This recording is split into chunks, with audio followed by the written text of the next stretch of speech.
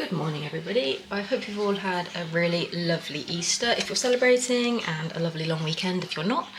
And to get into the Easter spirit, I'm going to be making some hot cross buns. And I've never made them before, but oh well, we're gonna give it a go and see what happens.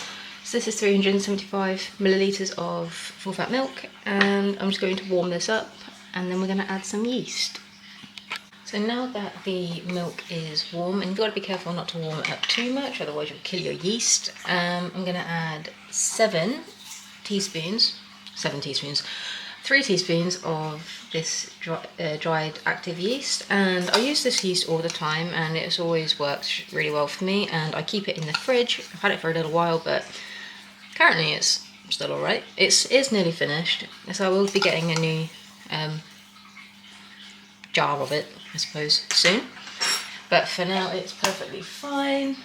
So as well as the yeast to the milk, I'm going to add a little teaspoon of sugar, and that is just because sugar helps the yeast because it's kind of like a food. And then we're going to blend it with, or kind of like whisk it. So this is how I make cinnamon rolls, by like adding the yeast to milk and a little bit of sugar, and the cinnamon rolls always turn out really well, so I'm going to do that for this too, even though the recipe doesn't say to do that.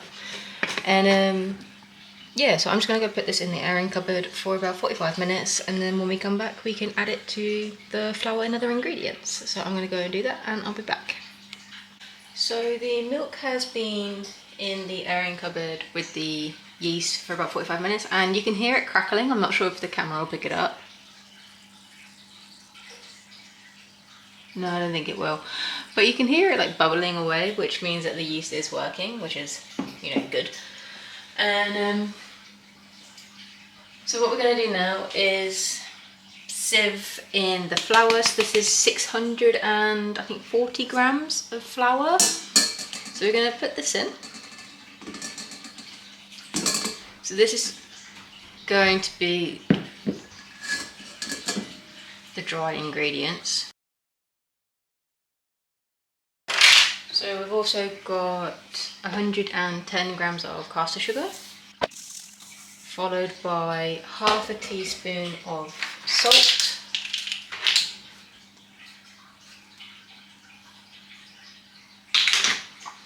and the recipe calls for 1 teaspoon each of cinnamon and allspice, but this is a lot of flour and I don't think that'll be enough, so I'm going to add 2 teaspoons of each.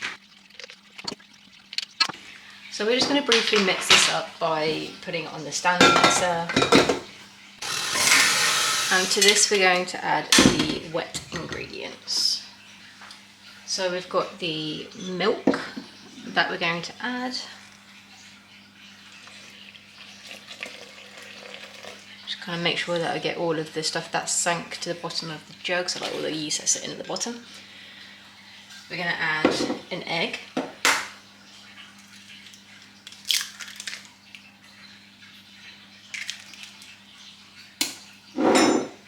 And this here is 50 grams of butter that has been melted and cooled down, because if it's too hot then it will kill your yeast, which obviously is not what you want to do.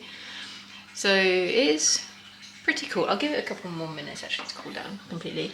And it also calls for the zest of 1 to 2 lemons. Well, 1 to 2 lemons, 1 to 2 oranges. I don't have an orange, but I have a satsuma, so that will do.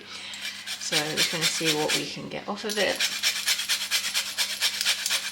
I really should get a proper like lemon zester, because I use lemon quite a lot, but oh well, that'll be a for later task.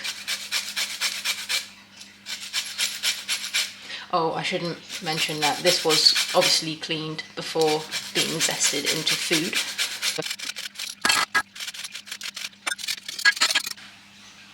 So we're going to add the butter. And we're also going to add 210 grams of sultanas, or raisins, vine fruit I suppose. And then we're going to mix it up. And this should form a dough.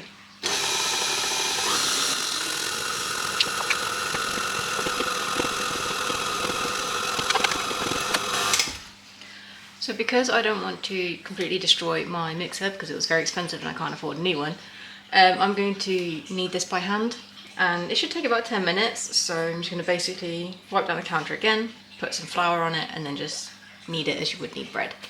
So I'm just going to get that ready. This here is just plain white flour. So we're just going to kind of like dust the surface, and then we're going to get our dough out, and having it on my hands is going to help it not stick to me too much, because the dough does seem to be pretty wet at the moment. It's not horrendous, but it's just not quite what I expected. But then I don't know what I expected, I've never done it before. So I'm just going to scoop all this out. Okay, so now that we've got the dough on the table, I'm just going to start with the kneading. So it should take about 10 minutes because bread is very similar.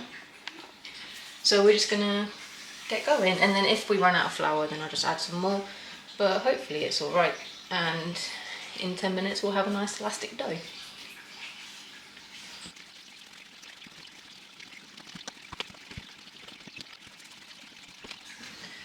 This is after about 10 minutes of kneading. It's pretty elastic in my opinion, as doughs go, and it also like rises when you touch it, so which is quite cool. So with this now, I'm going to put it in the bowl that it was originally made in, and then I'm going to cover it with cling film, and then put it in the airing cupboard until it is doubled in size, whether that's half an hour or an hour and a half, we'll see. But yeah, let's go and put it away.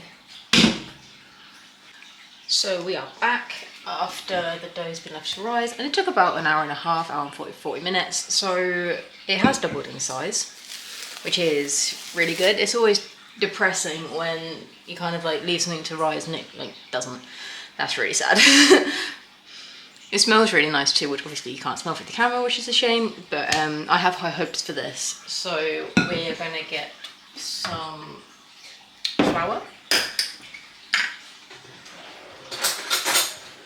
and we're going to lay it out on the side.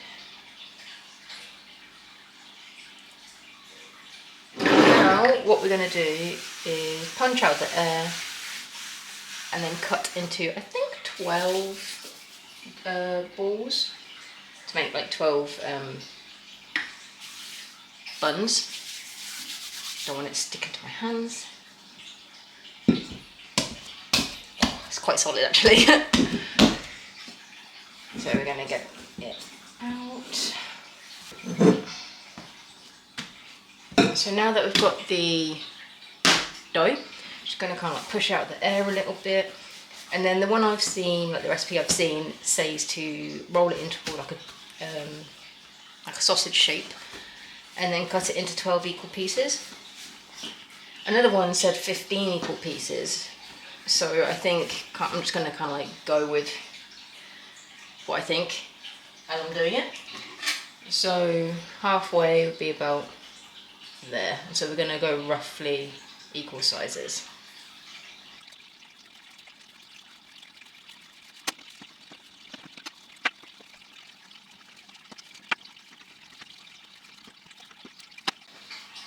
So now that we've got them all balled up, well, into sections, some of them are clearly bigger than others, so I'm going to try and kind of like even out the sizing a little bit, because if some are huge and some are small, then they won't cook properly.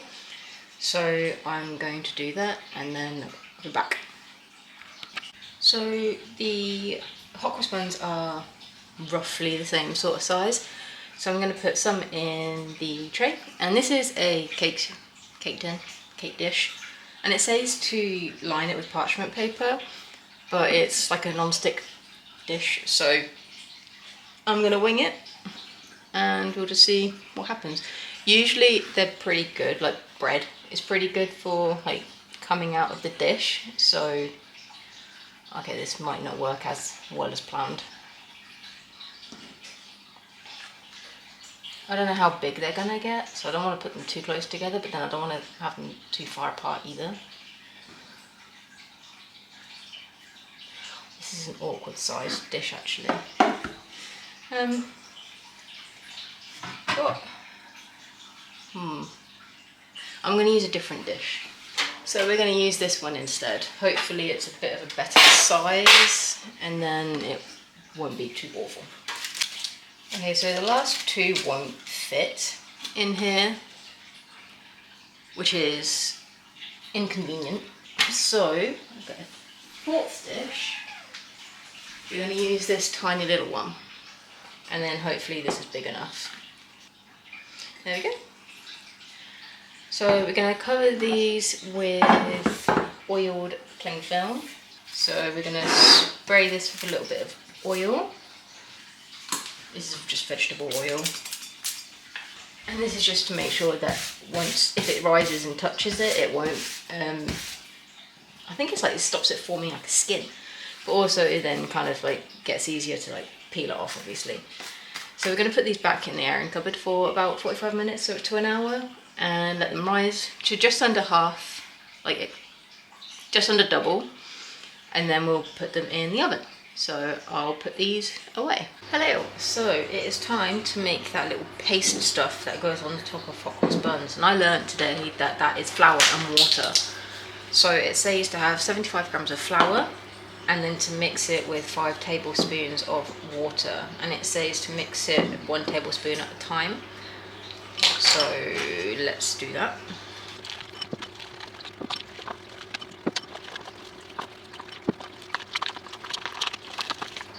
So that's getting there. That's the 5 tablespoons, and it's, I don't think quite right yet. I don't think.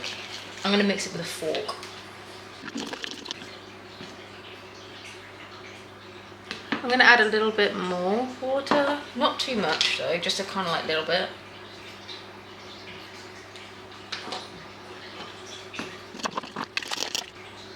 Okay, so I think that's done. I'm going to put it in a piping bag and then get the buns. So this is the roll so far.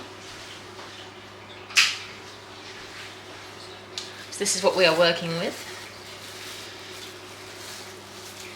And they look pretty. And the little ones are here too. So what we're going to do is try and pipe this on. And I don't know if it is right or not, but oh well.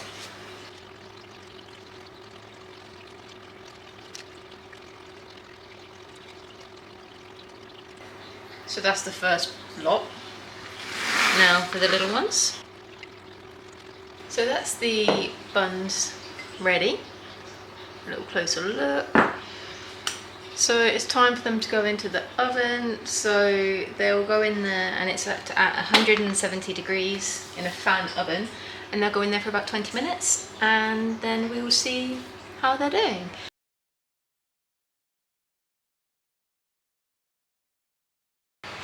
So this, guys, is what we have ended up with. And I must say, I'm incredibly proud of myself. And these are the 2 little ones, and again, I am incredibly proud of myself. I am very chuffed with these, and obviously I haven't tried them yet, you've just seen me take them out of the oven, but they look lovely. And they've actually got the little cross on them, it worked, and I'm just happy with them. So it says next to brush a mixture of jam and water over the top, like you mix the 2 together, heat it up, and then drizzle it over kind of thing. But I don't have any apricot jam, but I do have honey. So I'm going to do that instead, and I've done that before with cinnamon rolls, and it usually works out quite nicely, so that's what we're going to do. So it really does give quite a nice glaze to the buns, so I will move the camera down a little bit, and so you'll be able to see, hopefully, the difference.